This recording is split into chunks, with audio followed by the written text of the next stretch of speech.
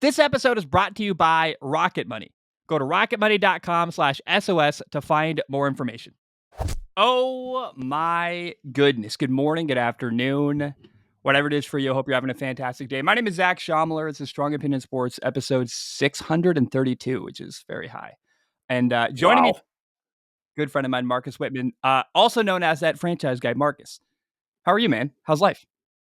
I'm doing great. It's very good to see you. I was, just watching the Super Bowl and following all the people throughout the week down there in Vegas, and just thinking about the last time I saw you in person. We had a great week hanging out at the Shrine Bowl, so I figured, hey, we gotta reconnect, man. So it's good to be here. Happy to talk some ball.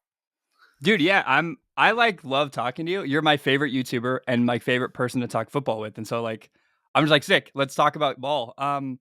I guess honestly, let's just start right off the bat. Like when you look back on the season, what stands out to you? Is there anything that there's a lot of things to touch on. We'll touch on the Packers hopefully, but anything immediately glaring to you, they're like, we got to talk about this one thing. Yeah, I mean, I think one of the biggest things that came away from this season is the whole backup quarterback and the value of having one. Just with all of these starters going down, maybe not so much in the sense of like you got to have someone that can go on a Nick Foles run, right? Like I don't think anybody really was like, oh, Joe Flacco or Jake Browning or any of these guys that stepped in were like going to go on Super Bowl runs. But watching some of these backups play, I think the level of backup quarterbacks in the league is much better than it was maybe 5-10 years ago, where it felt like, when I was younger, it felt like if a backup came in, it was like, this guy cannot throw the ball. He does not know the offense. Like this, you are going to lose this game if your backup is in. And I think that just with the way the passing game has evolved, the way that colleges are throwing the ball more, 11 on 11s or 7 on 7s, I just think the baseline of quarterback play around the league is just better, to the point that it is important to have a guy like a Jake Browning or whoever that might be, because you might be like the Jets and you need to, survive a couple extra games in hopes that your starting quarterback can come back. And I think that's something that has changed in my mind from this year, in that you can have a backup that can really help you keep your season alive if your starter is going to miss 3 or 4 weeks. And it's easier maybe to find those guys, and maybe a little bit cheaper than 5 or 10 years ago that we would have talked about. So that was a big takeaway for me this year. Do you think we're going to reach a point of oversaturation at the quarterback position where we're going to have a lot of guys that are capable and not enough places to put them in? We're not there yet. Like we still have guys like Zach Wilson bouncing around, but are we, especially this draft seems really full of guys who might work out, and I don't know that we have enough room for all of them. Does that make sense? Is that a crazy thought? Oh, totally. That's another thought I've had about this whole thing. I mean, I think we have reached that point. I think, and I'm a little higher on him than some people. Like, I think Andy Dalton is a starting quarterback in the NFL. I think Jacoby Brissett is a starting quarterback in the NFL. Ryan Tannehill is probably going to be a backup this year. Russell Wilson might be a backup this year. Like, I do think that we have reached that point. But I also think teams are much more like averse to having that guy. Like, look at Washington, for example. Yes, they signed Jacoby Brissett, but they were like, why? What's the point of starting Jacoby Brissett? Let's just see what Sam Howell can do. I think teams are a little bit more forward thinking in that way, so it hurts the guys that you kind of know what they are a little bit. Yeah. But I do think, like I was kind of saying, like, I think these backup quarterbacks are going to become a lot cheaper and more available. And yeah, the depth around the league is pretty damn good. What do you think happens with Justin Fields? Like that's the number one domino to me that I'm like, I can't wait to see what happens, what the Bears do, where he maybe gets traded. Cause I think Justin Fields, like in Atlanta, is really exciting. And I want that to happen. What do you think is going to happen? I guess I don't really have a question here. I just want to talk about Justin Fields because I want him in Atlanta. I would like that to happen. I think Pittsburgh, to me, is the most likely destination. I think Atlanta is certainly in play as well, and I would like to see that. Both those teams are going to be running pretty similar types of systems. You kind of got the Shanahan style system going on, which Fields has been running in Chicago, so I think from a schematic point of view, that would make sense. Not that he was dominant in that system, but I do think with Pittsburgh, they could really get the perfect amount of offense that they need. Like, they don't need to have a top 10 offense. They really don't. They just need to have a good baseline, maybe a top 20 offense. We really saw them lean into the run game late in the season, and they have playmakers. But I think if Pittsburgh can bring in Fields with Arthur Smith, who I think it's a bad rap from the fantasy community because he didn't use Bijan and Kyle Pitts in the way that he maybe could have. But I do think like the baseline of play calling from Arthur Smith is pretty good. So I think you bring in Fields there and really lean into him with the run game, and in a way that Arthur Smith has actually done that with Marcus Mariota and Desmond Ridder, but Fields is on a whole different planet in terms of that. And then, like a lot of 12 personnel. You've got big Darnell Washington from Georgia. I like Connor Hayward, who's Cam Hayward's brother, is like a really underrated kind of H-back, fullback type. You've obviously got Deontay Johnson. You've got what are you George pointing Pickens, at? baby. Freaking George Pickens. George Pickens. Bro. Let's go. Yes, of course. That was the next word I was getting out of my mouth. Even Calvin Austin is like a really sneaky deep threat. So like I think they could do some really fun stuff, and I can just picture it there. And I think was it Mike Tomlin said he likes Justin Fields. I don't know if that was public or not, but I think Pittsburgh is definitely the most likely destination there. I think Justin Fields playing for Mike Tomlin would be really exciting. That's a good fit to me. That would be really cool. But can you please sell me on Arthur Smith? Because I have been so negative. I've been so frustrated. I didn't understand when he was hired as the Falcons head coach. I'm like, what? And by the way, we can cuss on the show. I was like, what the fuck did they see in him? What did he do in Tennessee that made him become a head coach, let alone Atlanta? Why does Mike Tomlin want him? Can you tell me what you like about him? So sell me on him. Well, I disagree. I think what he did in Tennessee was fantastic. He took Ryan Tannehill, made him look like a top 10 quarterback. He sheltered an offensive line that was not very good. And we saw when he went to Atlanta, that offensive line became one of the best run blocking units in the league. I think he really understands the run game, the wide zone kind of, pairing with the play action passing game, kind of making everything look similar. I think he sets up plays too, where he might run something on, Kyle Shanahan gets a lot of credit for this, where he might run something on first down that, whether it gains yardage or not, is irrelevant to him. He's going to see how that linebacker reacts to the motion, or how the safety rotates, or something like that. And he's going to have a plan in his back pocket for the third quarter. I saw all that in Atlanta. I think he did it in Tennessee. Arthur Smith's downfall to me was he thought he could take a Marcus Mariota or a Desmond Ridder and get enough out of those guys. And he had enough power to say that's enough for me. And he was dead ass wrong about that. Desmond Ridder, I don't know how many Falcons games you watched. He was the worst starting quarterback in the NFL this year. Hands down, I have no doubt about it. He would constantly just make like boneheaded mistakes down in the red zone, especially. So you've got these really well-designed drives from Arthur Smith. The underlying numbers for the Falcons offense were pretty good. And then Desmond Ridder's just giving the ball to the other team. So that was Arthur Smith's downfall, was the personnel decisions and some of the draft stuff too, right? Like, he took these guys and didn't fully have a plan to like get the most out of them. He just kind of used them as decoys a lot. But I think in a situation where he's just the offensive coordinator and just, go execute the offense, and we're going to tell you who your quarterback's going to be. We're going to tell you who we're drafting. I think he can honestly settle in as one of the better offensive coordinators in the league. So I was always frustrated with him. First of all, I like what you said about the run game. Like, if you're Mike Tomlin, you want a guy who can run the football. I mean, that seems like that's what they want to do.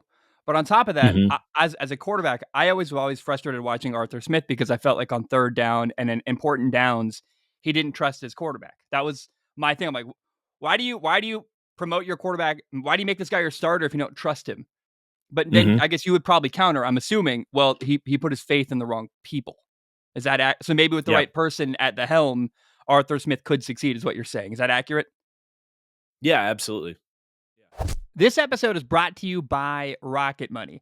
How do you keep track of all your subscriptions? Can you tell me for sure how many you have and who is taking money from you each month? Have you ever had trouble canceling a subscription or discovered you were being charged for something you didn't think you should be charged for? Well, Rocket Money can help you. Rocket Money is a personal finance app that finds and cancels your unwanted subscriptions, monitors your spending, and helps lower your bills.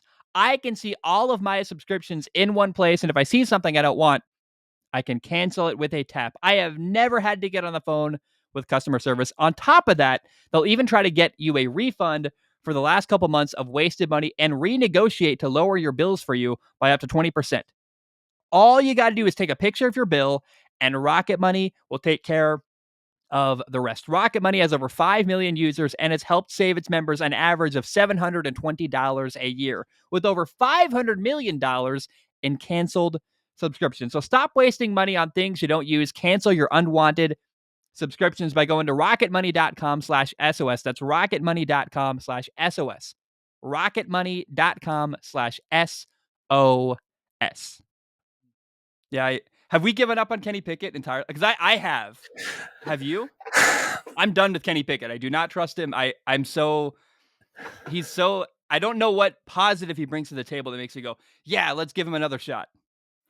Yeah, he doesn't have like that superpower, right? Like you want a guy that has even if he's not going to be a top 10 quarterback, you want it at least to be like a Justin Fields where you can say we can have a really great like early down run game around the quarterback. Or even like you want a Joe Flacco where it's like we can just launch bombs and, Something hopefully make positive. yes. Kenny Pickett doesn't have that, right? He's just got a bunch of like solid baseline traits. He, to me, is around the 32nd best quarterback in the league. Like, I think he is, if he's starting, you can say, all right, yeah, you have one of the 32 best guys in the league running the show there.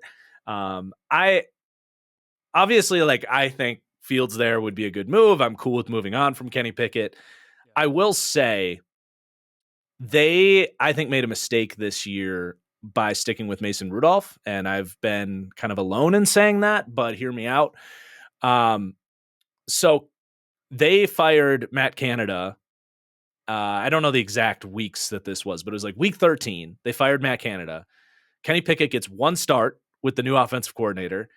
I think it was against the Bengals, and he played well. He had like, I don't know. I don't remember the stat line, but it was like the best game of his season, basically. And then the next week, he got hurt in the second quarter. Mason Rudolph comes in and looks pretty good for a couple weeks, started to, drop down again after the Seahawks game, and they head into the playoff game. And it's like, we all knew Mason Rudolph was not going to beat the Buffalo Bills. And I don't think Kenny Pickett was either, but I just feel like I do buy into the fact that Matt Canada was a horrible offensive coordinator. Just no motion, yeah. not scheming anybody open, just classic like stagnant offense. Like they brought the NFL back like 15 years in development in the passing game with what they were doing. And that's not fair to Pickett or any quarterback out there. So I still would be curious like what Pickett could do outside of a Matt Canada offense, because we've literally seen one game of it, which is why I think, like, I don't think he's out of the running for them next year. And if they brought in Fields, I don't even know if it's like guaranteed, like it's Fields' job. It probably would be, but I think it would be a competition over the offseason, kind of like when the Panthers brought in Darnold and Baker and let them kind of duke it out. But no, I'm not out on Kenny Pickett as like an NFL quarterback, but yeah, he's never going to be someone that's going to carry a team to, anything special. I remember. So your big takeaway from the year was backup quarterbacks. Mine was offensive minds. Just how rare. Maybe not this entire season. But I look back at especially the moves made recently. I see Shane Waldron hired in Chicago. I see Luke Getsy, especially to the Raiders, made me go like, "The fuck are we doing?" Like, interesting. And it's a real statement about how few truly great offensive minds there are coaching in the NFL. That a guy like Luke Getsy gets another job immediately after not doing very well in Chicago. That's the best you can do in Las Vegas, really? Like, oh man. Yeah. Do you feel that way too? That there's just a limited amount of really great offensive coordinators out there. If you have one, you better covet that guy tremendously. Yeah, I mean, the most of the great offensive coordinators are head coaches. So Yeah. that's a starting problem there. But yeah, I mean, that's definitely like the biggest reason you don't want to hire a defensive head coach, because there just aren't a lot of great offensive minds around. There's a bunch of guys that like can do the systems that the great offensive minds are running, but you're not seeing the, setting up plays and, going into the, lab and creating all these new concepts and bringing new things to the table. That's probably the biggest difference between like a Getsy and a Waldron compared to like Matt LaFleur and Sean McVay, who those guys worked under. So Yeah. I definitely agree that, yeah, it's tough to have a defensive head coach and need to go find basically an offensive head coach from the guys that are available, because the few good offensive minds that are there are getting head coach jobs. I would not hire a defensive head coach, barring like very rare circumstances. For example, like Antonio Pierce in Las Vegas. I don't know who they were going to hire that would be better than him. The team likes him. He's already established in the building. I'm fine giving Antonio Pierce 2 years. Let's see what he can do. But Yeah. for the most part, or even Mike McDonald in Seattle, they've got a veteran head coach or veteran quarterback, Geno Smith. What they really need is a defensive guy to get the most out of their young talent on the defensive side of the football. Mike McDonald responsible, kind of boring, but I like that. But the majority of defensive head coaches in the NFL, I go, oh, are you sure? Like, Yeah. like I thought Tennessee hiring Brian Callahan from Cincinnati. I don't know I have no idea what to expect from Brian Callahan. I have no idea. Yeah. But at least they got an offensive guy where if it works and Will Levis becomes good, they're not going to have to rehire an offensive coordinator in a couple of years when the guy that works for the quarterback moves away, like what happened in Buffalo. I just, would you hire a defensive head coach right now? Like at all? Is there any situation where you would?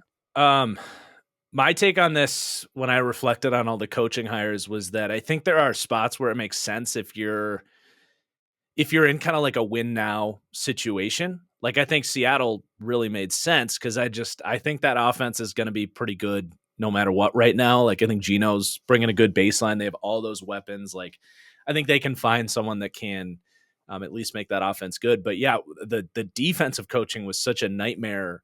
Honestly, it's hard to say that with Pete Carroll kind of overseeing the thing, but I thought they were behind Green Bay for like the worst coached defense in the league this year.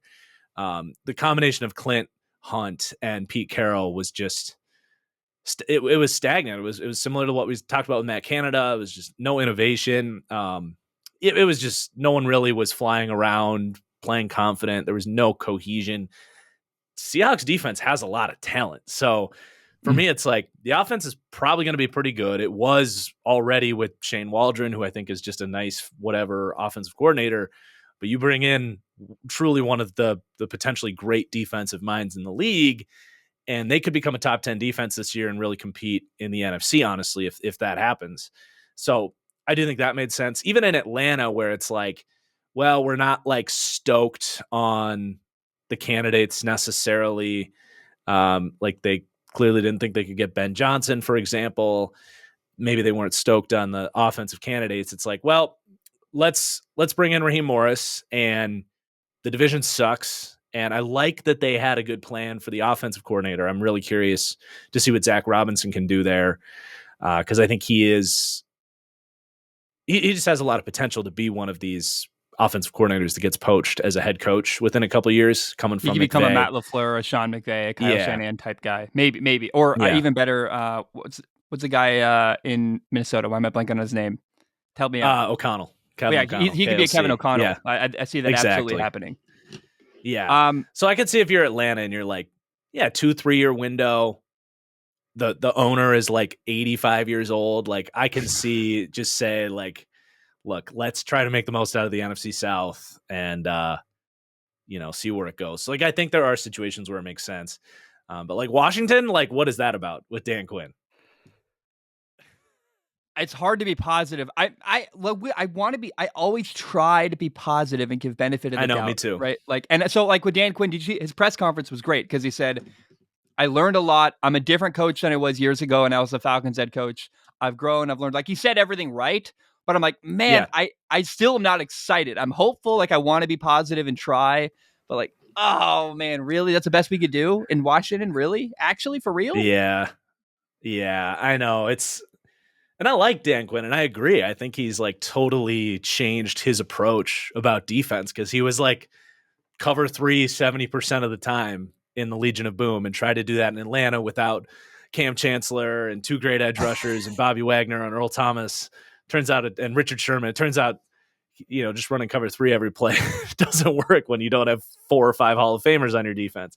But I think what he did in Dallas was really impressive. Like, he became a really cover 1 heavy team, the stunts, the blitzes.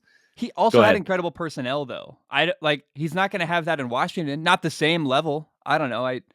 It's when you're I given think he that. had, I Good. mean, he obviously had Micah Parsons. Yeah. I don't know that he had like elite personnel. I think a lot of the stuff he was doing elevated guys like Trayvon Diggs and Deron Mm. Bland and Mm. um Okay. I obviously having Micah Parsons is a huge help, but like I don't think he had like the Browns roster or the Niners roster necessarily. Um yeah. But one thought though is, what about the retread offensive head coach? Because we have Cliff Kingsbury and we have Arthur Smith.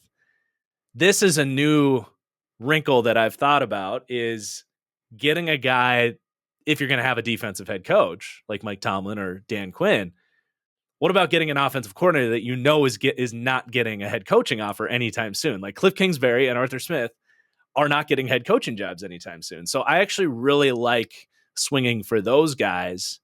Um, Not necessarily. I mean, I already talked. I liked Arthur Smith a lot. Cliff Kingsbury, I think, was a solid offensive mind.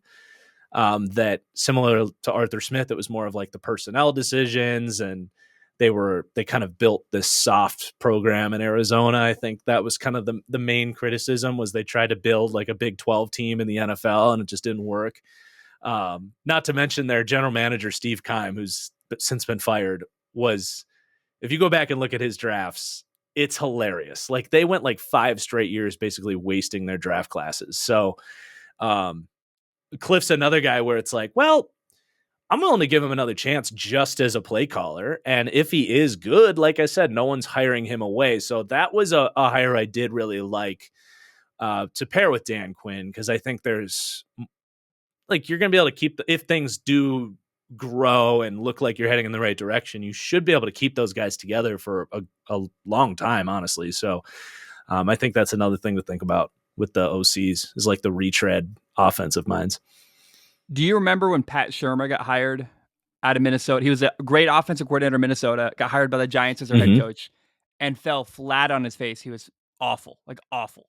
Mm-hmm. And that's the moment where I was like, oh, you can be a great coordinator and a terrible head coach. Maybe that's Cliff Kingsbury. Maybe he should just never, ever be given the reins ever again. But when he's your play caller and he's got less to manage, because when you're a head coach, there's so much more delegation and more things you got to worry about.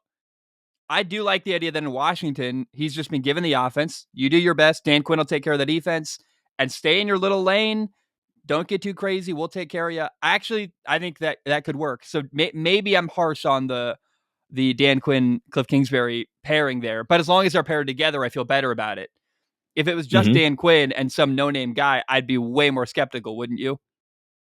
Oh yeah, 100%. Or be worried that, okay, this is going to go well for a year or two, and then just like what happened in Atlanta, like Kyle Shanahan's going to go get a head coaching job, Yeah. and it'll be Dan Quinn with like Steve Sarkisian or whoever it was. Do you think Atlanta did the best they could by hiring Raheem Morris? Is that kind of the best it gets for them, you think? I wouldn't say the best they could. I thought it was like, hitting a double. Like I like Raheem Morris a lot. Um, And they know them, like he's been in the but building before. right. Yeah. No, but like obviously I'd be more excited if they got even like a Dave Canales. Like I think that's a fun hire for Carolina, or Mike Smith from Miami, or taking a chance on Bobby Slowick. Like, to me, that's just the higher upside hire. But Yeah. I saw the hire. I was like, that's kind of fun. I like it, and I'm excited to see that defense with Raheem Morris, he's been a rock star like the last 3 or 4 stops that he's had. Like he's really done a good job with his defenses. So, um, and like what I appreciate about him is he's run every scheme in the book, right? Like he came from in like '08. A lot of people don't even know like he's a retread head coach technically because he was the head coach of the Bucks in like '08, but it was a total like the whole Tampa 2 dynasty had like fizzled away. Was that Josh Freeman at quarterback too? Was that those It was days? Freeman's rookie year, Yeah. and Man. yeah, everyone had kind of left, and they had this like weird window. They made Raheem Morris the head coach. They fired him the next year. It was just a total wasted year. And then it took him like 10 years because it does. It usually takes a long time if you were a head coach, especially if you're a defensive guy. If you were a head coach, you got fired. It takes a long time to get back into that consideration. But he's been awesome everywhere he's been. And where I was going with this is he's run cover 2. He was in Washington. I can't even remember who the defensive coordinator was at the time. It might have even been Joe Barry, but he ran a lot of like fire zone, like cover 3 blitzes. Excuse me. And then he goes to the Rams last year and kind of adapts to everything they liked to do, running a lot of quarters and the kind of like pattern matching zone stuff. And yeah, Raheem Morris goes over there and is like, I can acclimate to what you guys are doing. Like I can handle coaching this stuff. So I just think he's incredibly multiple and is going to like really look at what he has personnel wise and run the right stuff. Um, so Ryan Grubb's journey really fascinates me. Ryan Grubb is the offensive coordinator at Washington. Head coach goes to Kalen DeBoer goes to Alabama. He says he's going to go to Alabama too, and then ends up not leaving Seattle and going from the Washington Huskies to the Seattle Seahawks. I hope he didn't Yeah. sell his house. I hope he ended up not even having to move. Like I feel terrible if he sold his house, left, and then like a day or two later had to go right Yeah. back to Seattle. Yeah. But what's interesting about that move to me is there's a whole conversation, and I've seen people push against it. I've seen it promoted. I don't know what to make of it, but I look at college football right now, and we see Nick Saban leaving. It seems like a really, really crappy system right now to deal with the transfer portal, to deal with all of the NIL stuff. It's a really difficult place to succeed, which I think could benefit the NFL, where some of the better offensive minds in college might say, fuck this. I'm going to the NFL. I don't want to deal with this nonsense. Yeah.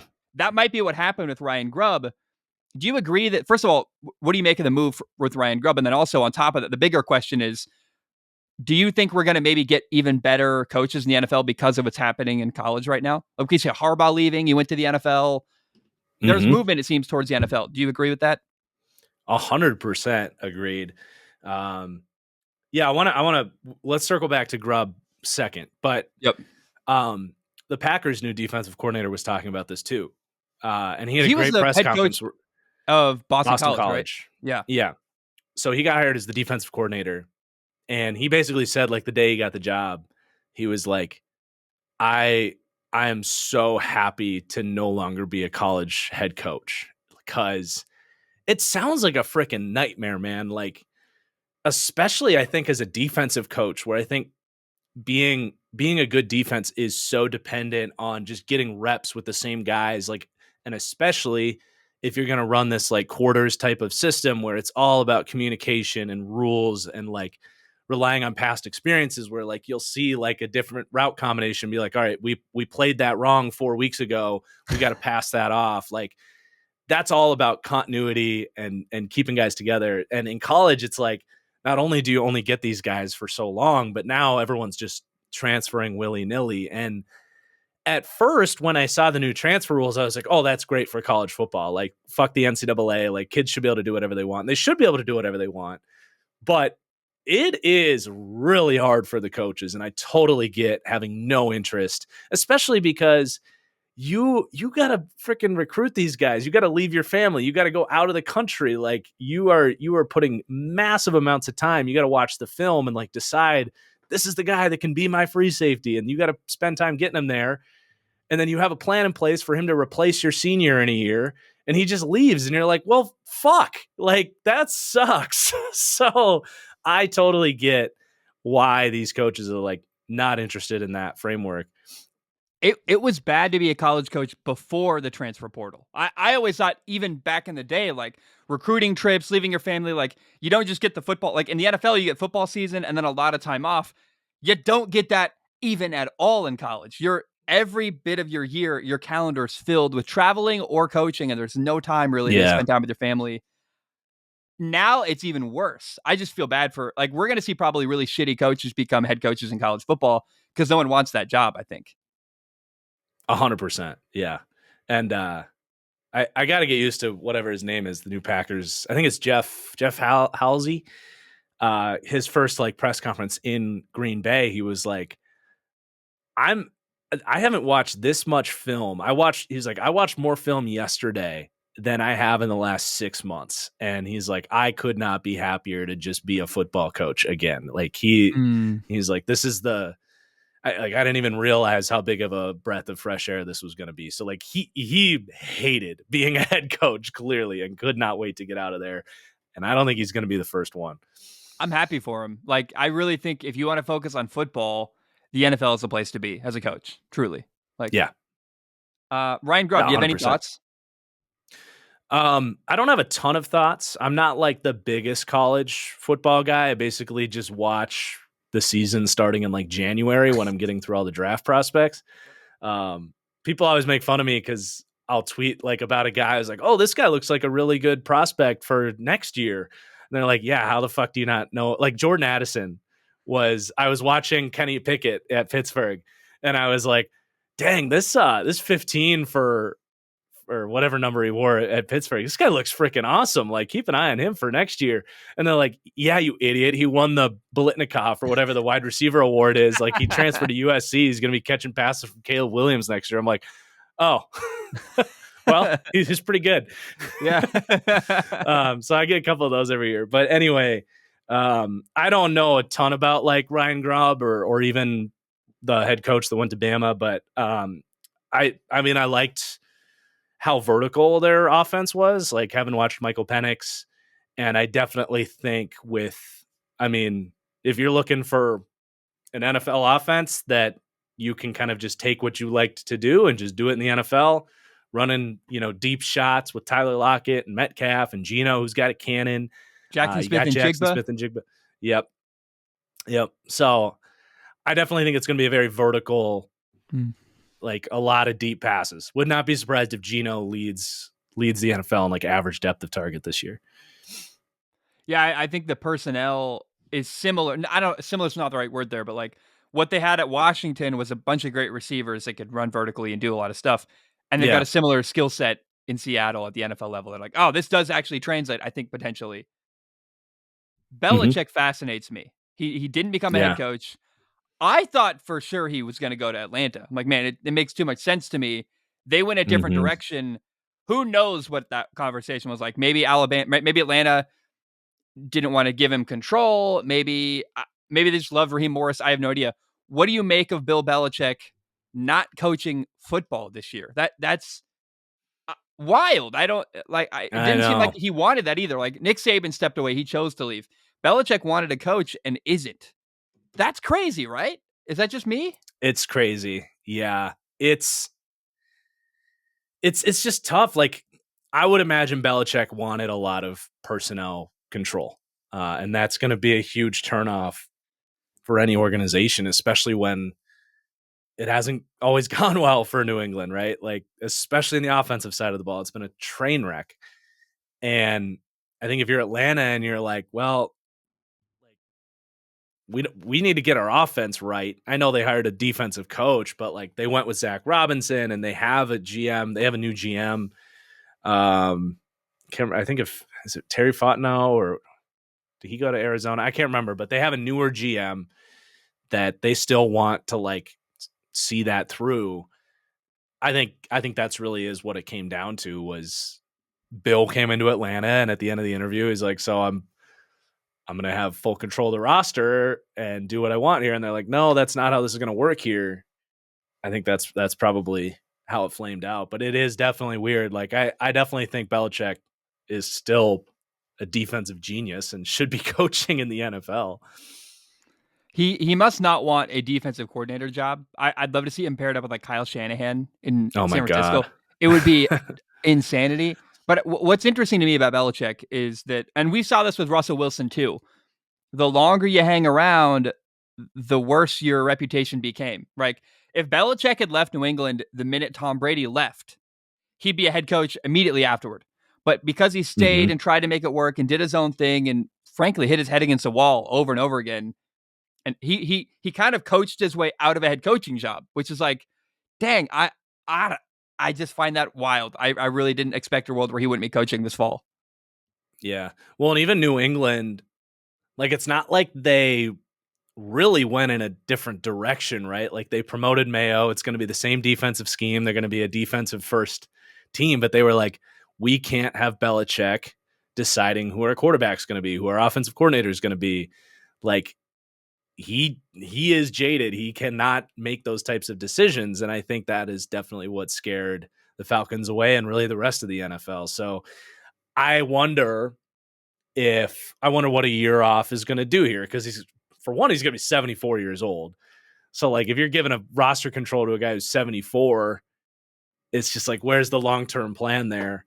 But like is he going to come in and just be super aggressive and just try to win the next 2 years and just destroy the future of the organization? I don't know, but it'll be interesting like if a year off is good for him and a team is like, yeah, let's see if Belichick still has it as a head coach. Or is he going to sit there and not get another head coaching offer and be like, all right, it's time to go finish up my career as the, defensive coordinator for the Giants or the Niners? It does feel like it would be one of those like historic organizations that he would go and like try to get a few more rings for. Dude, Miami Bill Belichick could be a lot of fun. Like, I don't know. I want him with a great head coach. Like, I want him to just go find like what if Steve Spagnuolo leaves and then Belichick becomes the defensive coordinator at Kansas City? Can you imagine? Like, that's not gonna happen, but that would be unbelievable. Like that kind of move would make me so happy. Like, yes, pair him with like truly like maybe one of the best offensive minds ever. Like that would be so incredible. Yeah. Although at this point, I don't even know if that's an upgrade with how amazing Spags has been. True. Spags was insane. Did you see the record they broke this year? What's the They record? didn't. They did the first team in NFL history to go the whole season without allowing more than 27 points in a game. Man, let's talk And about it was Kansas only City. one game. It was only one game over 24. It was the Packers. Oh my god, really? Yeah. So Kansas City to me totally changed the way they win, which I thought was so interesting and so cool. I I remember midseason were you having a conversation like, I don't know if this is gonna work, like they look like a problem. Did you believe midseason they were gonna win the Super Bowl? Because I did not. I mean, I certainly wouldn't have picked them. I do remember like week 12, week 13, talking about the state of the AFC with. I've been doing a weekly show with Matthew Collar, who covers the Vikings, Mm. and I think we both I think we did both pick the Chiefs to still be the team that we trust. Because at that point in time, like the Bills hadn't heated up yet. The Mm-hmm. Ravens hadn't gone on that run where they beat like the Niners and the Dolphins. So this was kind of before they heated up. So that was just a total moment of like no one looked great in the AFC. So it was debating like the Jags, the Ravens, and the Chiefs and the Bills. And we were like, I mean, we both still were like, I would take the Chiefs. So you knew if you have Mahomes, you have a chance. But no, for them to go on that run was insane. I think, like you said, that for them to become such a defensive minded team, we really weren't talking about that enough from the very beginning. Honestly, like I had them ranked number one for my like summer deep dive series, and people are like, Mm. "Oh, this is too high. Their offense isn't explosive enough," even though they had just won the Super Bowl. But people are like, I don't know. I look at this roster and because like Juju had left and their tackle, like Orlando Brown had left. So they were like, I don't know if this offense is going to be good enough. I was like, yeah, but this is like an insane defense. And they were the best defense all year. And the defense won them really the the playoffs too. Like this was it was just defense and Patrick Mahomes and Travis Kelce and incredible coaching on both sides of the ball. Yeah, not an explosive team by any sense, but they showed that can still be a winning formula. Have you seen the comments? People say like it's kind of a Mickey Mouse Super Bowl, meaning like, Herbert was hurt, Joe Burrow was hurt. Like a lot of what we thought was going to be Aaron Rodgers was not a factor in the AFC at all. I I do wonder, if Burrow, Rodgers, and Herbert specifically don't get injured, what's the conversation? What could we have seen? Maybe a very different, or even I hate that I'm about to say this, but even like Deshaun Watson, could that have Yeah. played a role in the AFC? The AFC was severely reduced in their power, their firepower, I guess, for lack of a better term. I don't think it matters, but I do wonder, like, would that have maybe changed things? Yeah, I will say I totally agree, and I was sitting there Super Bowl week like, man, I think the Bengals could have been here if Joe Burrow Mhm. was healthy. They were my preseason Super Bowl pick. I'll just that one especially is a bummer, and the Jets too, obviously with Rodgers. But I will I just say, wanted to know, by the way, with Rodgers, I wanted to know what would have happened, like a science right, experiment. I'm and I sad we think didn't we'll see still it. get a chance next year. I think we'll still get. I think there's enough hype that they can just recreate that hype again next year. Because they were still a really competitive team this year. That defense was awesome, and they're going to keep. They really aren't set to lose anybody. So we'll see there. But I will say for the Chiefs, if you want to counter the Mickey Mouse ring argument, which I do think there's something to be said about that, but they had to beat Josh Allen and the Bills, and they did. They had to beat Lamar Jackson and the Ravens, which was an incredible football team, and they beat the shit out of them. And I think that Niners team was an incredible football team that they beat too. So it's not like there are teams that they get through the playoffs and you look back on it and you're like, I mean, like Detroit's run to the NFC Championship, and I'm not trying to take anything away from Detroit, but like they beat a Rams team that had a lot of holes and nobody was picking them to go to the playoffs. They beat them barely, and then they beat the Bucks, who were in because their division was ass. You know what I'm saying? Like that Yeah. wasn't what the Chiefs had to go through. Like they had to beat legitimate teams all the way through. So Let's say it. This is I think important that's a then. counter. The counter and the Mickey Mouse thing. I want for Chiefs fans to hear this. I think would be good. Is that they did not have an easy run to the Super Bowl. They beat Yeah. really good teams back. They beat three great teams in their Super Bowl run in Yeah. the Who did they playoffs. play? Miami. Yeah. Well, that So one was a gift. That one was a gift with the weather yeah, but it's not for like sure. maybe they would have played Joe Burrow, maybe they would have played Herbert, but they still beat Josh Allen, the NFL MVP, Lamar Jackson, and the best team in the NFC, an incredible 49ers team. Like you're Yeah. right. Let's not take anything away from what the Chiefs did. I think that if I'm a Chiefs fan, that's what I would want to hear personally. I'd be like, yeah, give my team some props. Let's not Yeah. delegitimize what we did. Um, did you enjoy? Can we talk about the Super Bowl? Like, is there anything I've had like an hour and a half conversation on the last episode all about it. I don't have a lot to add. The big takeaway for me about the Super Bowl is that it really confirmed to me that Brock Purdy is a Prius. Like it's a silly little thought, an analogy, but like if someone bought a brand new Prius tomorrow, you'd be like, great purchase. Like it was affordable, gets great gas mileage.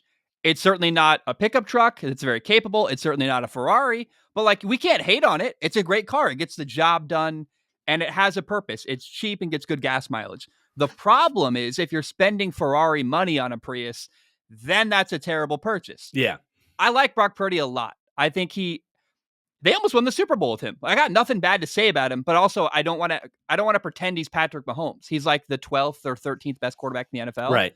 And should not lose his job. Like he does a great job. Do you like that take?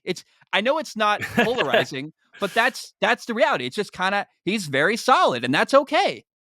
I think you explained it really well. Because when I first heard you say Prius, I'm thinking, like Case Keenum's a Prius, like. Sure. He's an old Prius But from like early 2000s. oh man, yeah, he's like the beta version of the Prius that goes 500 miles and can't work anymore. Yeah, I think you're spot on. Like 12, 13, very good quarterback. Who for me, it's just like I don't feel the need to really say anything negative about Brock Purdy until that contract rolls around, Yeah. because then the whole expectation for who he needs to be changes. But like for me, this is the player I keep coming back to is Jalen Hurts. Jalen Hurts goes on an incredible season last year, loses in the Super Bowl, was second in MVP voting. For me, I think Brock Purdy should have received more credit in that regard. If it's a award that has historically just been voted on for the stats, right? Like Matt Ryan beat out Tom Brady and Aaron Rodgers in 2016 because he got to throw to Julio Jones for a Kyle Shanahan offense, right? So, like, if that's how we're going to vote on the award, you know, anyway, that we don't need to get into the MVP thing, but I think Brock Purdy and Jalen Hurts are like neck and neck in terms of who they are as quarterbacks. Yeah. Jalen Hurts is getting paid now, right? Like, and we've already seen things changing in Philadelphia. I think they're both like quarterbacks that can make the most of a great first read and a great structure, and then honestly create beyond the play. Jalen Hurts is a better runner, but I think Brock Purdy sees the field much better. I think he has better pocket presence, senses pressure better. So, like, very similar players. Jalen Hurts can do more, obviously, as a runner in the design run game, but I think that's exactly where Brock Purdy is. As far as the Super Bowl as a whole, this is the first year that I was watching my parents' dogs um, away from home. I was just by myself. This is the first time I think I've ever just watched a Super Bowl by myself. And it was the best thing ever. Like, I just got to enjoy the last football game of the year just by myself. It was delightful. So I thought it was a great game, back and forth. And yeah, I don't have any like major takes necessarily from the game. We already talked about the defense and yeah. I remember when Mahomes got the ball with like a minute 19 left in the fourth quarter. I was like, it's inevitable. He's going to score. And he did. And then they got the ball in overtime. And once again, it was like, we know what's going to happen. He's going to score. And he did. And it was this, like, I don't know if the word's reassuring, but maybe affirming of like, oh, he's absolutely the best guy we've got. Like we already know Yeah. that. There's not a debate. But now the question is he the best we've ever seen? Like, I could think that's the only conversation left to be had. Yeah. Now I've got some takes like creeping back into my head just as I'm rethinking about the Super Bowl. But Well, I, yeah. I have a as question. far as that, yes, go ahead. Did you I didn't feel like Kyle Shanahan. I thought he abandoned the run a bit in the third quarter. That wasn't great. And especially on first and second down, like you're killing in the running game. Why? Well, they're at 3 and outs in the third quarter. That they gained like that's like negative 1 yard in 3 straight drives, and Yeah. that's not great. But I didn't feel the need to come down super hard on Kyle Shanahan. Like he had Brock Purdy quarterback, and he lost to an incredible defense, Andy Reid, and the best quarterback maybe I've ever seen in my entire life. I don't know. Like, I think Cowboys fans would love to have the level of success that the 49ers have had recently. So I just didn't feel the need to attack Kyle Shanahan. What did you make of that conversation? I think the whole Kyle Shanahan is a choke artist thing is the dumbest, laziest take that you see way too often. Hmm. Like, I just, I mean, his players fumbled the ball twice. That's not his fault. He had a PAT blocked. That his right guard missed an assignment on a perfect play call. It had a wide open receiver. Like, at the end of the day, the players got to make plays too, and they didn't. The Niners made too many mistakes to beat the Chiefs, and the Chiefs, as they did against the Ravens the week before. Like, if you make mistakes against Patrick Mahomes and the Chiefs, they are too experienced, they are too composed, they will make you pay for it. So that was my takeaway. It was an incredible matchup.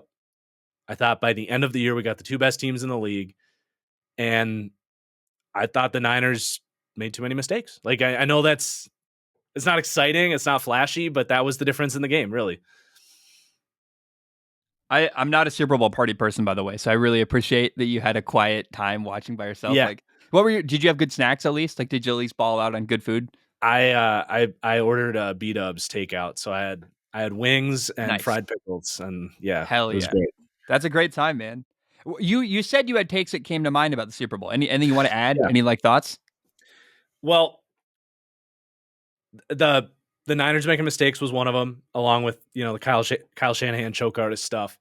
I was thinking about overtime, and I just want to talk about how I think we're in a good spot with overtime rules, which have pissed me off to to none other. I have no words to describe how freaking pissed I was for years about overtime rules in the NFL as a Packers fan that had to watch Aaron Rodgers sit on the sideline in overtime and never touch the football twice in his playoff career.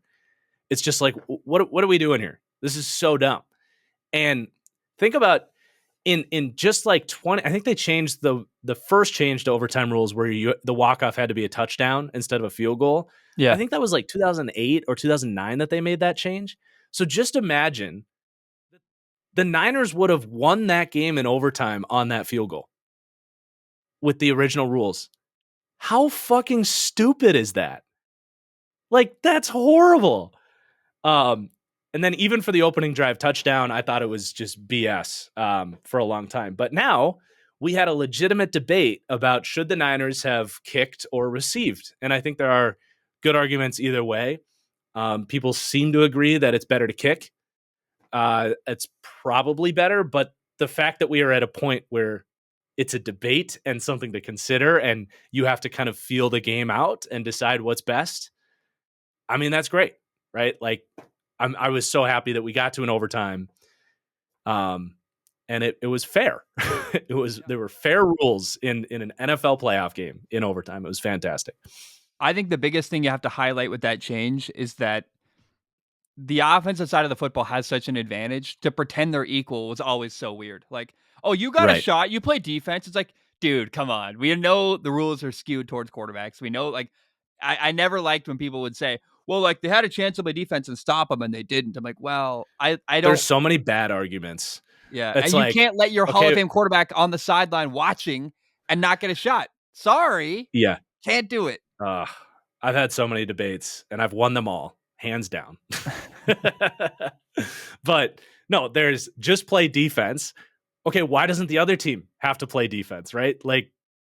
Like you said, it is an offensive league. The defense we know gets more tired than the offense as the game goes on because you have to rally and tackle and run to the ball all game. The offense, all the offensive linemen, the receivers that are out of the play, they can just stand there when the play's over. Defensive players are expected to run all over the field all day. So no, both teams should have to play defense. It's an advantage to not have to. The other thing is, just win the game in regulation, which is the dumbest argument ever. It's like A plus B equals chickens in that kind of like thought process. It's like, no, it's a new game. Why does one team get an advantage? Neither team won the game in regulation. So yeah, there were some really bad arguments. Would you have kicked or would you have received, do you think, without hindsight? Like, if you were in that moment, what do you think you would have done? I think it's like taking the ball second in college overtime. Like you want them to have the ball first to know what you're up against. I mean, I like to Yeah. know what is expected of me.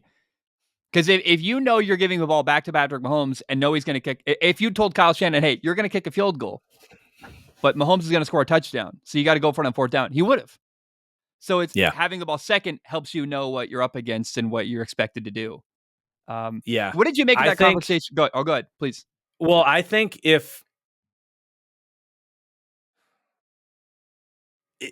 I think if you score first, like, do you just go for two yourself to prevent that from, because you don't want them to go get it and then go for two, right? Because they will obviously go for two if you just get 7 points, because then when you get the ball back, all you have to do is kick a field goal. I That's hate the big that. advantage that I I think. hate that because if you go for two and don't get it, and then Patrick Mahomes goes down, scores a touchdown, kicks a PAT, and wins, you look like a fucking idiot. Like I'm not losing a game that way.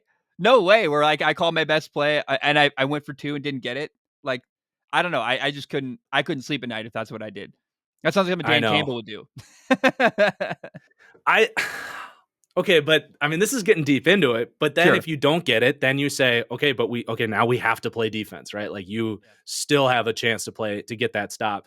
And maybe if you're not going against Patrick Mahomes, like the whole thing just changes. right? Like against That's the any thing. It's 31 other Mahomes, teams. you know, Yeah. like Like, he's scoring. And I think that's why I get wanting the ball, because then the ball's in your court, right? If you receive, this is what I don't think I heard enough people talk about, is it's not like it's just back and forth until someone doesn't score. If you go score the touchdown and then the Chiefs go and score the touchdown, all you need to do is kick a field goal to win the game. Then it goes to field goal walk-off. That's a massive advantage. So that's why, like, I get why Kyle Shanahan was like, I'm an offensive guy. We're in overtime. I want my side of the ball to be in control here. And ultimately they just didn't execute in the end, right? Like if the backup right guard, because the Feliciano got hurt early in the game, if the backup right guard on that third down doesn't blow his assignment that had Brock Purdy getting hit, they had a wide open receiver in the flat. Brock Purdy probably hits that throw and they scored the touchdown. So I still think I probably would have taken the ball in that situation. what you're saying, I think, is that you get 3 possessions theoretically. Touchdown, we score a touchdown, they score a touchdown, then it's sudden death. All we need is a field goal. If you kept the Yeah, ball first, you have the game in your hands. If you give the ball to Patrick Mahomes first, he scores a touchdown, you respond to the touchdown, but then he could get the ball and it's sudden death with he has the ball and a chance to win. on a That's a field goal. great. Yeah, that makes a lot of sense to me. No one has said that to me, and I really like that thought Yeah, process. Like if you have the ball yeah, first, you have the way more control over the outcome of the game. yeah. So, Hmm. Damn, but I do that's good think, stuff. I mean, I really do think I would go for two.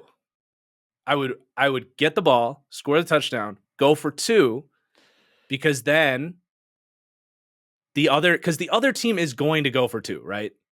Like they're not gonna say, let's kick it, and then all we have to do is stop them from getting a field goal to win the Super Bowl. Like team, You'd like rather they're go for probably gonna get two that than field go goal. on defense. If you're have the ball second in overtime, you'd rather and they score a touchdown first. You would rather go for two to take a 1 point lead and win than go on Oh defense yeah, and risk them I kicking think a that field goal. with these rules, I think teams will do that 100% of the time. Is what I'm saying. Yeah. No, They will you're go for probably the right. win instead of kicking it off and saying we have to stop you from getting a field goal, because the probability of you stopping them from getting a field goal is probably less than you getting the 2 point, right? Like you're probably 50% getting the 2 point, and you're probably 30 or 40% from stopping them from getting a field goal at that point. So like just by the math, you're going to go for two. So what I'm saying is if I get the ball first, I want to go for two as well, Yeah. because then it's we're guaranteeing that we can get that second possession. And if we don't get it, then it's okay, bunker down. We got to stop them from getting a touchdown. Hmm. And if When they go you down yeah, and they score a touchdown and they get the PAT, so be it. you can sleep at night because you did what they would have done. Yeah, I actually really I think that's sound. You've really thought that through. That's a good, well thought out plan that I really like. Actually, well done. Thank you. What do you make of the 49ers? It's Kyle Juszczyk who said this, by the way, the fullback. Like, I think it's still weird, but he said he didn't know the overtime rules. I don't know how the fuck that's possible. Like, I don't know how you don't know the. I don't know how it. Maybe it sounds like Kyle Shanahan didn't have the whole team in one room and say, by the way, real quick, here are the new overtime rules. Let's be very clear. He delegated it to his Mm. position coaches, and it didn't properly sprinkle throughout the entire team. What do you make of that whole conversation? I think it's much ado about nothing. I think Kyle Shanahan knew the rules, and it maybe just is limited to Kyle Juszczyk. But what do you make of that conversation? Because it is kind of weird and looks a bit sloppy to me. That is the one thing with Shanahan that is like potentially holding him back, is like the attention to details. Like I think Shanahan has a little bit of. Have you, by chance, have you ever read the book The Perfect Pass? It's No, about Hal Mummy and Mike Leach. You'd love it. I will. Yeah, I'll All look right. it up. Well, if you haven't heard it, then the I point I knew was going to Mike make Leach. He doesn't. was awesome, and I would love to read Yeah, a book about him. He was a good yeah. guy.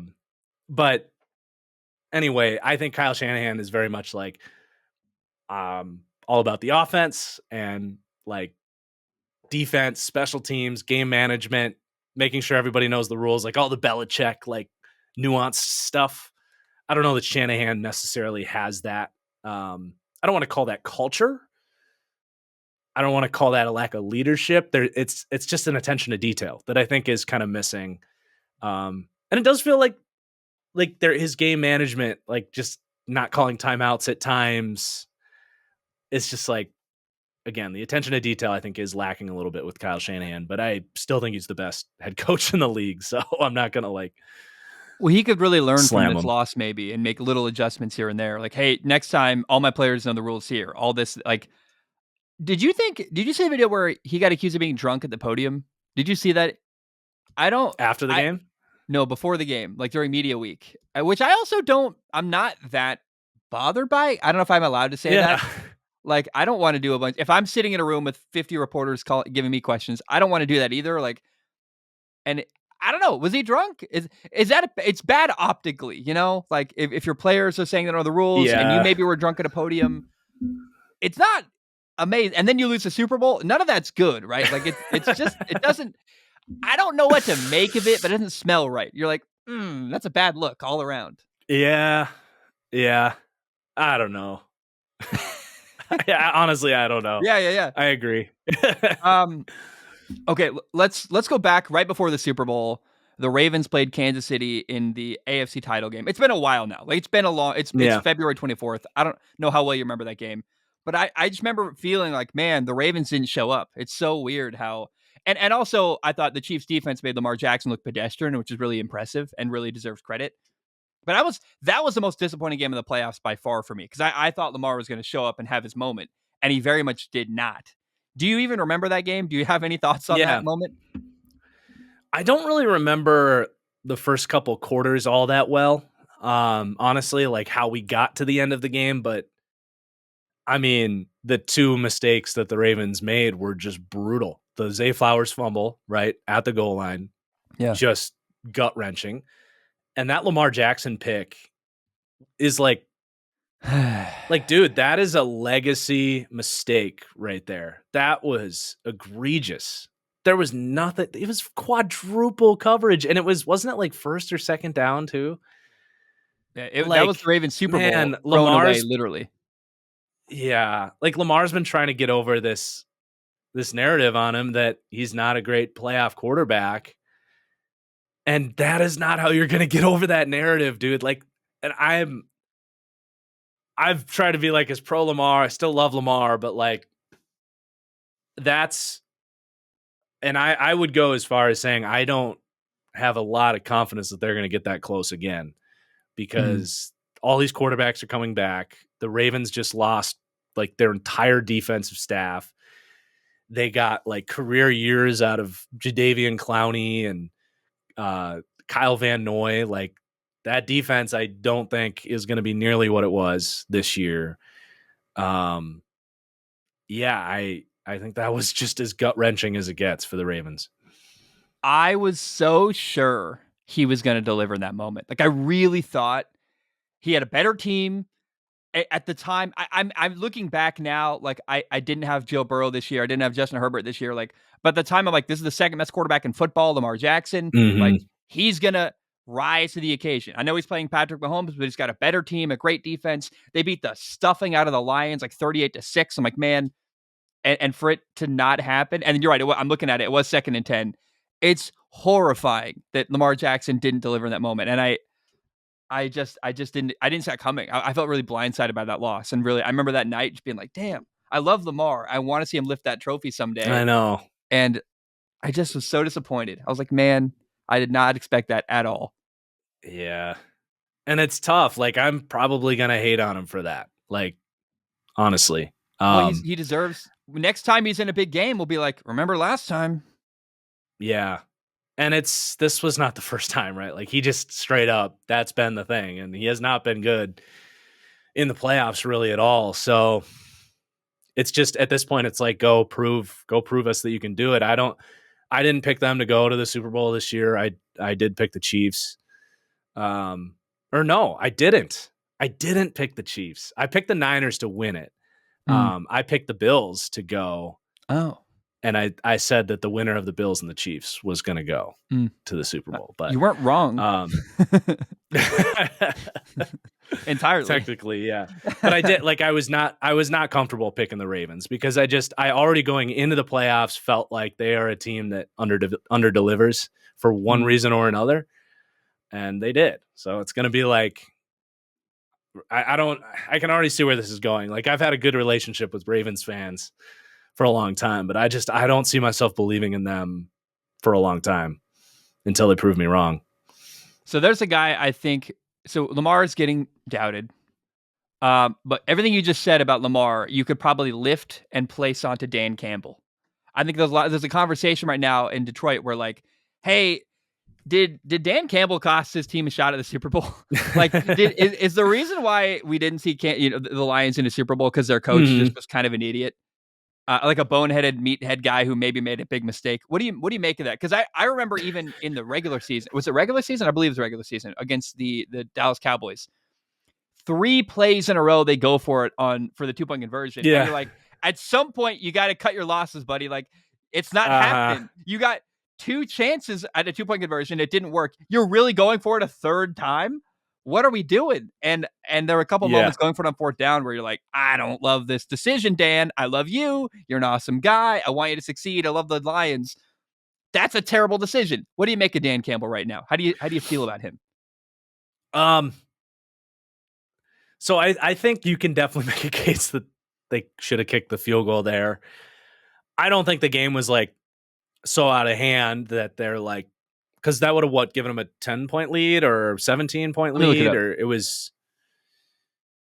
it would have added the amount of scores that the Niners needed, right? It's not like Yeah. it was going from 3 to 6. The game would have ended or like tied rather than losing to they would have had 34 points. They lost 34-31 if they kicked that field goal. okay. So at the time, what was the situation when they went for it? Do you They have went that? for it. They were up 24-10, and they went for it on 4th down. It didn't get it. So they were up 2 with like touchdowns. 14 minutes left. Yeah, with Or what point was that? It was mid third quarter, 7 minutes left in the third quarter. Oh, and then another. So I'm looking at. There's another one, 4th and 3. This is the one that really mattered. They were down 24-27. That's probably the 7 minutes left in the 4th quarter.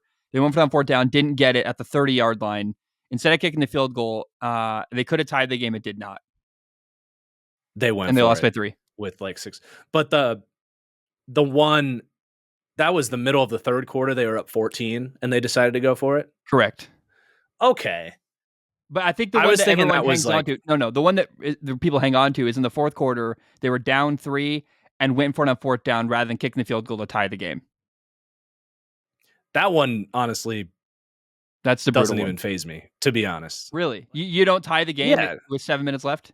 Well, no, because it was what, 4th and 4, 4th and 4th and 3, 5? 30-yard line? Yeah. Yeah. No, I would have gone for it there. Hmm. That's what got Detroit there. Like that's Yeah. their That's thing. what right? I said after the game is and that's him. and the receiver dropped the ball, right? Yeah. Yep. Wasn't that one of the Josh Reynolds drops? That was Josh Reynolds. That's earlier in the game. Josh Reynolds So had that's the one I'm remembering. Was the one where they could have kicked it to go up 17. Yes. Yeah. So you're thinking third quarter one. Josh Reynolds. Yeah. 4th To and 2. me, the fourth quarter one is not. I would never hold them against that because there's like 5 minutes left.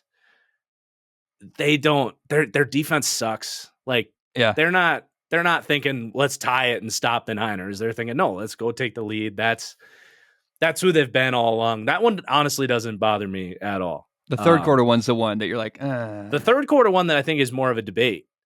because you're up 14, you could be up 17 to take to the make lead. it Be a happy with 3-score it. game Yeah. with like a little over 20 minutes to play. I think that one was a little bit more like make it a 3-score game type of deal. Mm. Like I think when you can bump up the amount of scores that the other team needs to get back in the game,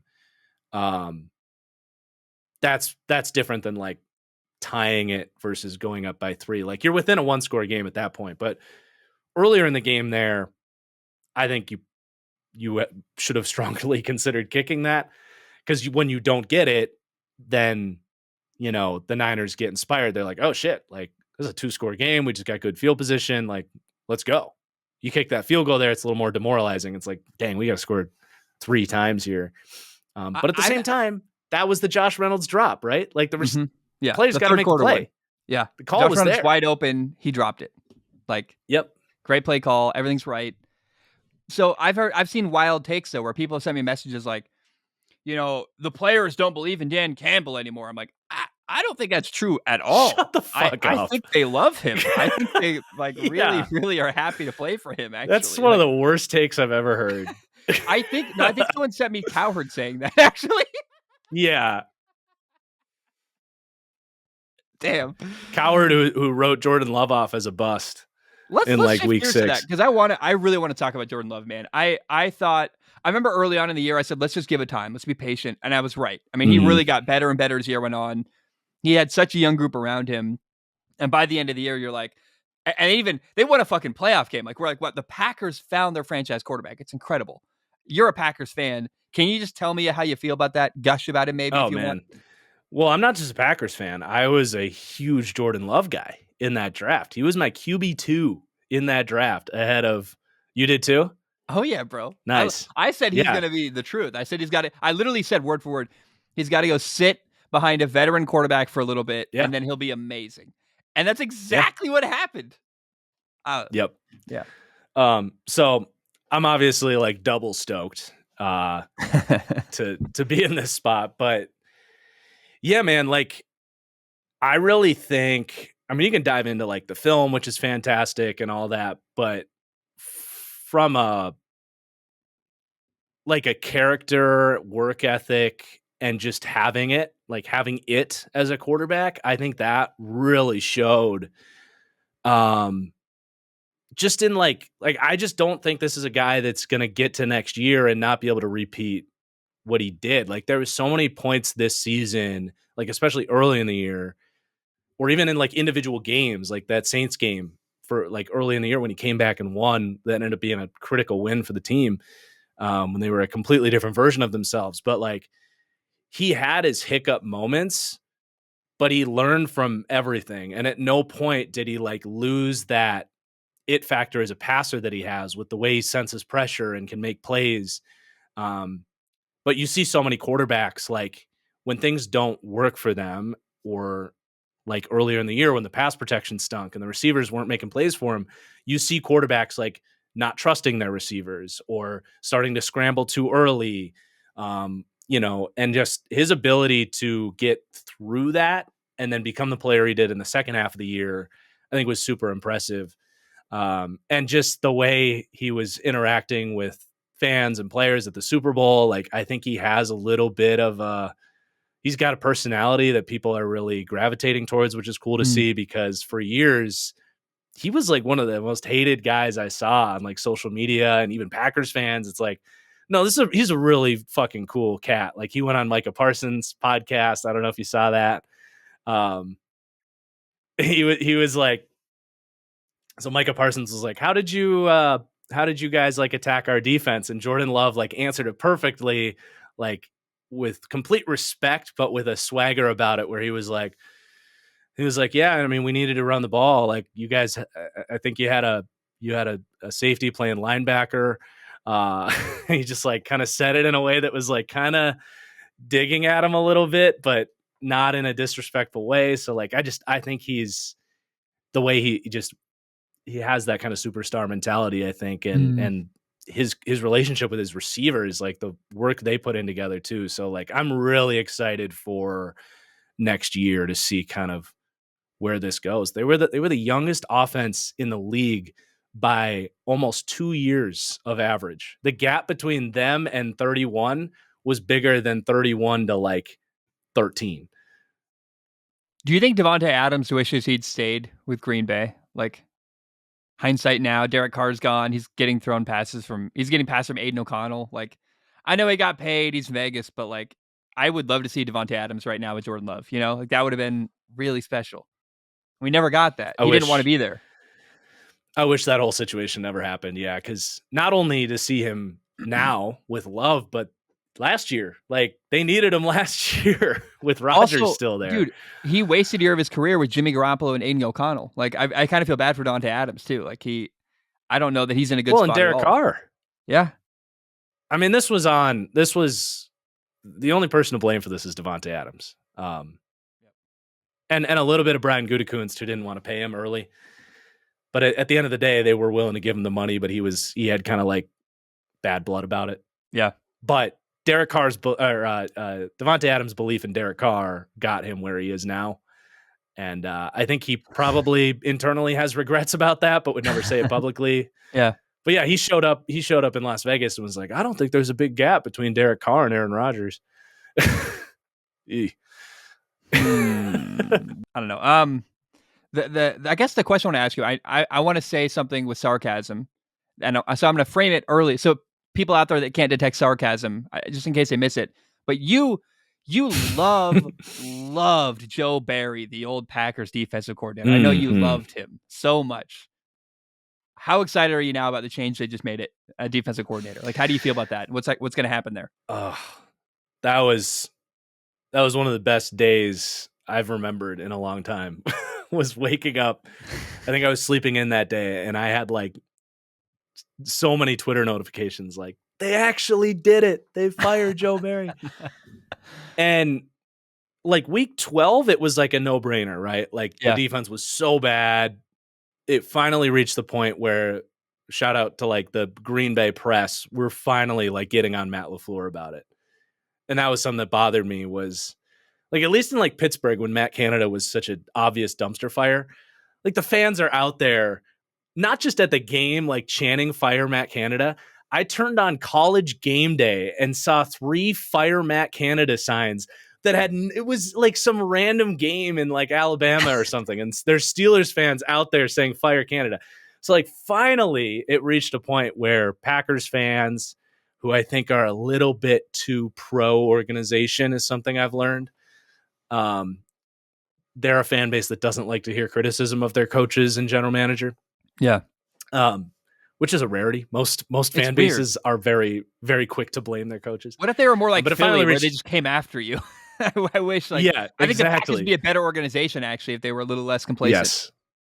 Yes. And eventually it reached a point where the beat reporters were like literally, like Matt LaFleur, literally like, what is going on? Like, when are you going to make a defensive coordinator change? Like, just saying it to his face. Like, we can all see this out in plain sight. Like, and Matt LaFleur like finally stepped into like the defensive meeting rooms, and credit Matt LaFleur, the defense got a lot better when he started stepping in and like playing a hand in that. But clearly, I think behind closed doors, LaFleur realized how bad he was, because the defense did get better, but I don't think LaFleur was giving Joe Barry a lot of credit for that. So I was worried that with the defense getting better, that they weren't going to make the change, is kind of where I was going with all that.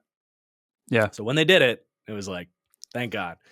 And yeah, I can't wait to see like press coverage, and they're going to run like a 4-3 front, which I'm really excited about, or a 4-2 front, because they have these 270-pound defensive ends that they've been playing as stand-up edge guys. And I'm like, I want Rashawn Gary with his hand in the dirt. I want Lucas Van Ness with his hand in the dirt. So I just think systematically they could take a massive leap defensively next year, which is almost as exciting as what the offense could be, but not quite, because their offensive upside is insane.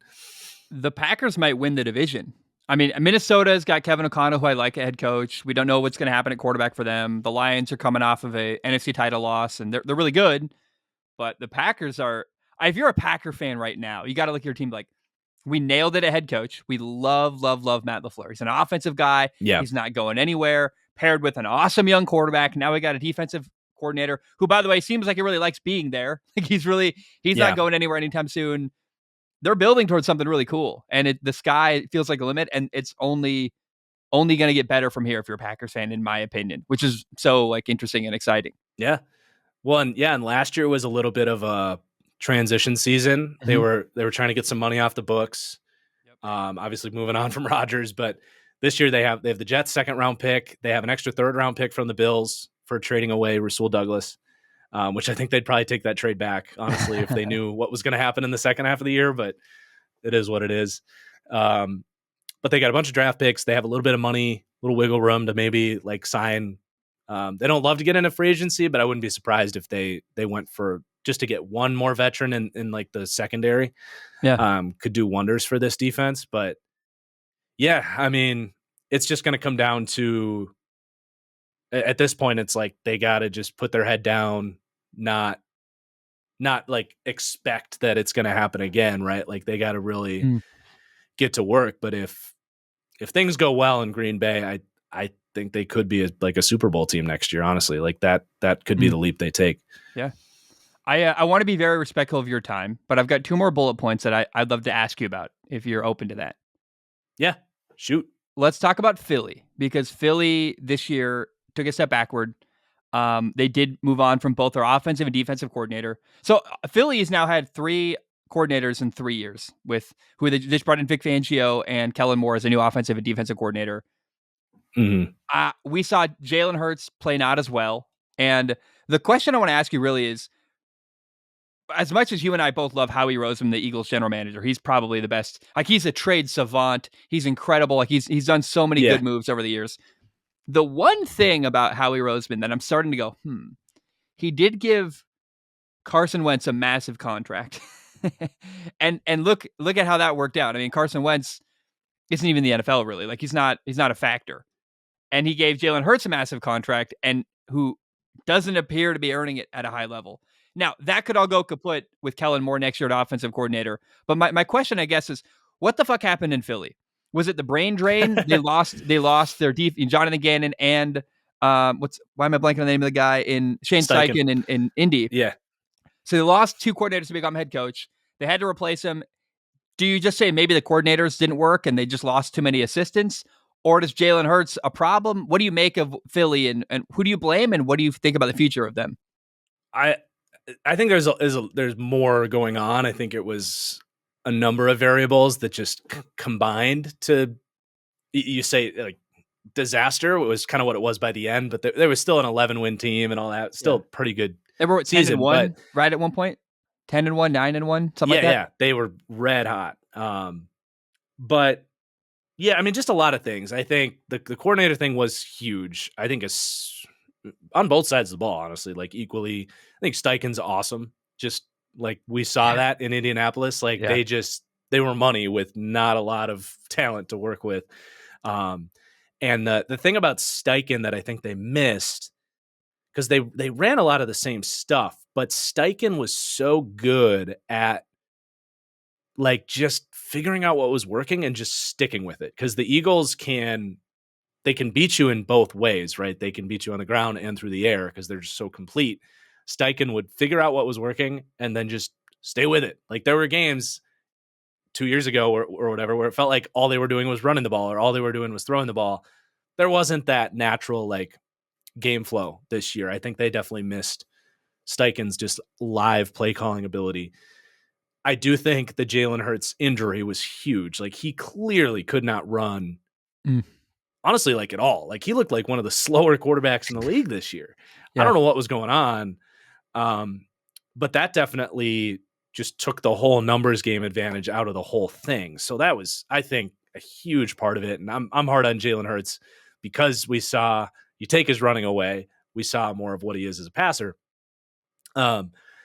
So that was offensively, I think, really what was going on there. And then defensively, I was wrong about Jonathan Gannon.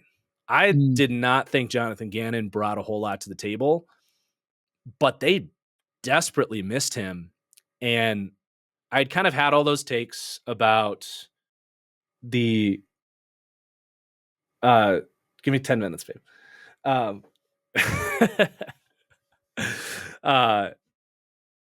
Anyway, Gannon was like running stunts and stuff at the end of last year. I had all those takes about I don't love the hire for Arizona. Like I didn't think he did much in Philadelphia.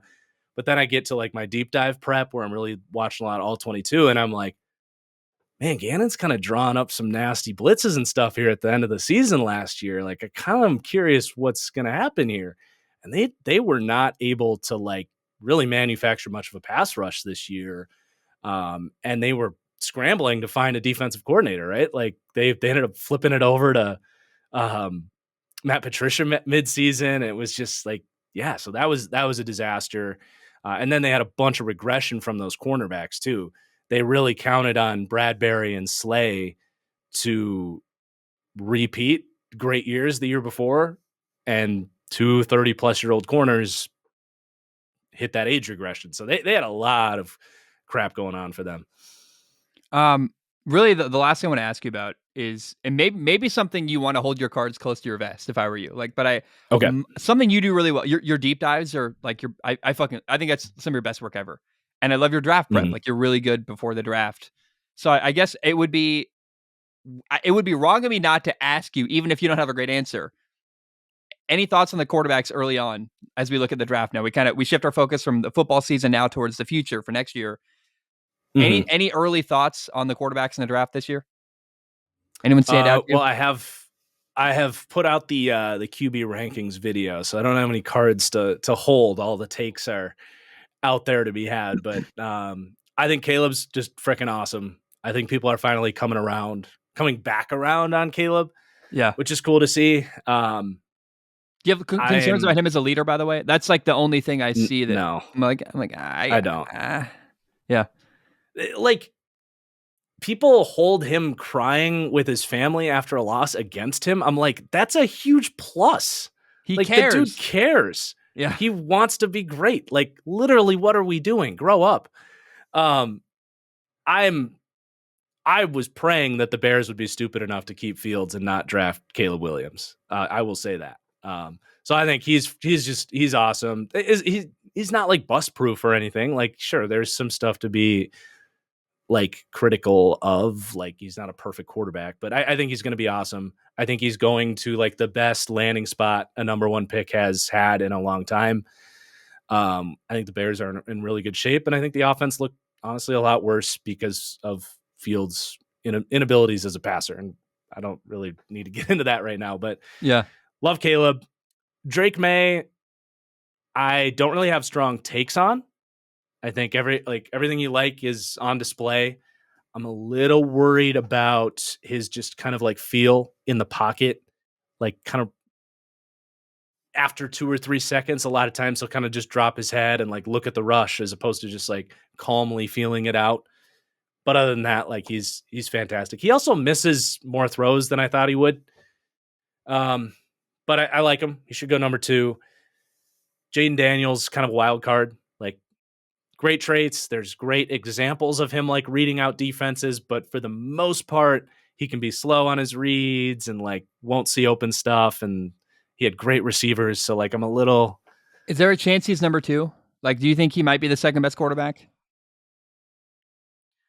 I mean, looking back on it 5 years from now, if he became a better player than Drake May, I wouldn't be stunned. Yeah. But like, if you're trying to take the best chance at it, I just don't think that's very logical. But I don't really think there's a chance, honestly. I think Drake May is pretty clearly QB2. It'd be pretty out there if Washington went with Daniels. Yeah. I am worried about Daniels if he goes to New England. I will say that. I'm worried about whoever goes to New England. I think New England should either trade back or take Marvin Harrison at 3. I don't think they're ready for a young quarterback right now. Yeah. Yeah. If you were in New England, would you go Mac Jones and build around him? I'd have a competition between like Mac, and then I'd bring in like Tannehill or Sam Darnold, maybe take a chance on him, or like Carson Wentz. I don't know. Like, next year is so irrelevant for me if I'm New England that it's like I'm just more focused on repairing the O-line, the receivers, getting the defense to where it needs to be. I'm honestly just not even really thinking about quarterback if I'm New England right now. Yeah. Is that the reckless? thought of them winning in the AFC next year is just, it doesn't even process in my mind. Is it reckless to have the pick they have, a 3rd overall, and then not draft a quarterback like that? You know, that's my concern, because I don't think they've got the stuff in place for a young quarterback. They've got defensive head coach. They've got, I don't remember their offensive coordinator. It's someone. It's like a familiar name. I don't remember exactly what it Van is. Pelt. Not Scott Van Pelt. Alex Van Pelt. Alex Van Pelt. Yeah. So I don't think they're set up for a young quarterback. But if they don't draft let's say Jaden Daniels, when's the next chance to get another quarterback like that? Next year. You think they'll be bad enough to be right back? I don't think Jaden Daniels is a guy that my phone does this annoying like talks to me when it charges Oh, fully. I I'm don't know if that furious. came through on the mic. Yeah. But no, like I think Daniels is the perfect example of like every year I think a quarterback rises to that level Yeah, of prospecthood, if you will. sure. Like he had a great year, rose to the table, high upside, all that stuff. But like there will be a guy, there might be 4 guys next year that take that leap. Like nobody would have said Jaden Daniels was going to be in consideration for the number 3 pick last year. Mm. Um, But no one would have said that about so Burrow before his final year at LSU either. exactly. Yeah. Okay, so then you got Michael Penix Jr. and Bo Nix. Are they first round Mm-hmm. picks? Are they like I personally feel like we got 5 quarterbacks that if they land in the right spot, all have a shot to succeed. I know that's so wishy-washy, but like Drake May with the right coaching staff would be awesome.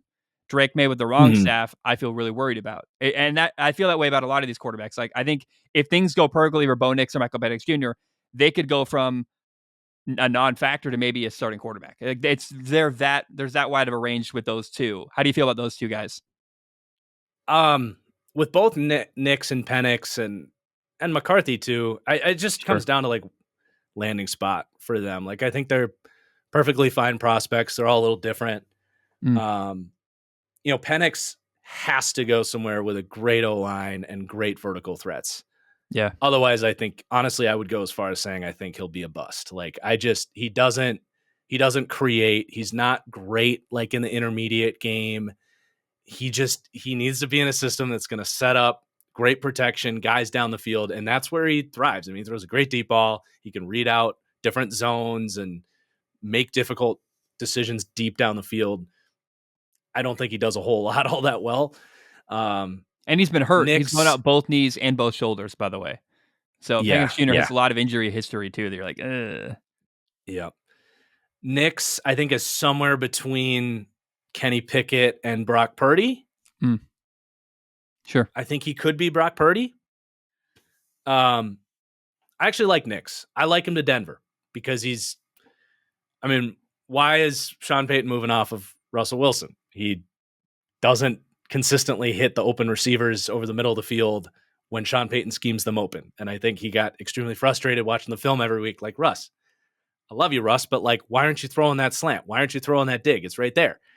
Nick's is the opposite. Like, he is one of the most consistent quarterbacks I've ever seen at just like not passing up an open first read when it's there. And then Mm. he's creative outside of that. I was impressed by Nick's. He's a little bit limited with his arm. And Oregon didn't really ask him to like do full field reads or anything like that. Maybe he can do that more at the next level, but Would you say he's number 4 then? Bo Nix? I've got him 4, yeah. And I've got him pretty close to Jaden Daniels, actually. Wow. Even though Daniels is a better Obviously, athlete? right. I mean, Nick's is like, just in terms of like total grading profile, they're close. Mhm. Daniels is like boomer bust, kind of like, although I don't think Daniels ever going to be like a bust, like he's just going to suck. Just because I think his mobility gives him a good floor, but like Daniels could explode, right? And be a superstar quarterback. Whereas Nick's is like, I think you draft him and he's the 22nd best quarterback in the league, like right away, and probably Mm. won't get too much higher than that. The And last thing, McCarthy's just a ball of clay. Like he's just yeah. literally that just comes down to interviews, put him in a meeting room with a chalkboard for 4 hours. Do you think he's got what it takes to grow and become a great player? Because he's got tools, but he does not have first round tape. And I don't even think the guys in the NFL that like him would tell you that he has first round tape. See, I was shocked he came out. Now with Yeah, me too. hindsight, Jim Harbaugh's leaving but I thought he could have stayed at Michigan and been the man for a little bit longer. I don't view him as a top 10 pick or a first round pick even. Is he a second? I think a second round pick maybe makes sense for him because he has got he's a ball of click. If you view him right and you think you can coach him right, maybe it's something that can happen. But I think he's a backup. I don't know what to make of JJ McCarthy. It was weird he came out. Do you agree with that? Definitely weird he came out. There's some parallels to like Jordan Love coming out, but I think Jordan Love was just a much better quarterback coming out. Like he had to be there. Like the big difference is Jordan Love had to be the offense at Utah State when everybody left and the team was ass.